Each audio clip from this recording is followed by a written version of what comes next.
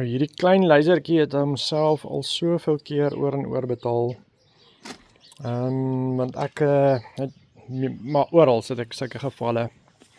Daar's 2 pype in die grond. Een gaan iewers binne, die fiber. En die ander een gaan deur by die huis, by die ander kant by die. En jy weet nie wat jy nie, want obviously, ja, daar's baie gewerk met die kabels en jy weet nie wat jy nie. So, julle gaan nou saam met my sien. As ek gaan net gou daar aan die kant toe, dan gaan ek die laser inplak en dan sal ons sien wat die ene hierso skyn.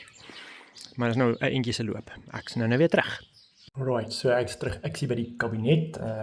Ek weet dat orange blue veronderstel is om tot daar te loop. So ek gaan die laser op hom inplak. Alright, en dan switch ons hom aan. Ja, ek het 'n plastiek daar binne. Net so 'n dingetjie dat my laser nie pap raakie as hy self aanswitch. Okay, so nou flash hy op die kabel. Sien hier dat hy kwai bend. Die laser sommer sien deur die kabel. En dan loop hy so deur. En dan gaan hy in die veld af. Hey, ek kan hom al binne ook sien. Dink so. Hey. Ja. In elk geval, okay, ek gaan in die veld af en dan kyk ons waar hy op my kabel skyn. Nou om te begin stres. Maar hy point net bietjie af. Anyways. Yay, ons kan sien.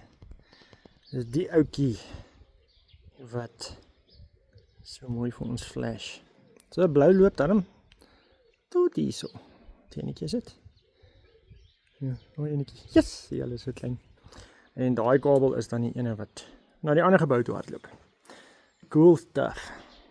Toeltjie wat die moeite werd is om te hê as jy enigiets met fiber doen, is 'n visual fault locator of ja, dat jy kan visueel sien wat is wat of waar gaan dit of waar die lig uitpop. Okay, nou moet ek weer terugstap en daai ding gaan afsit.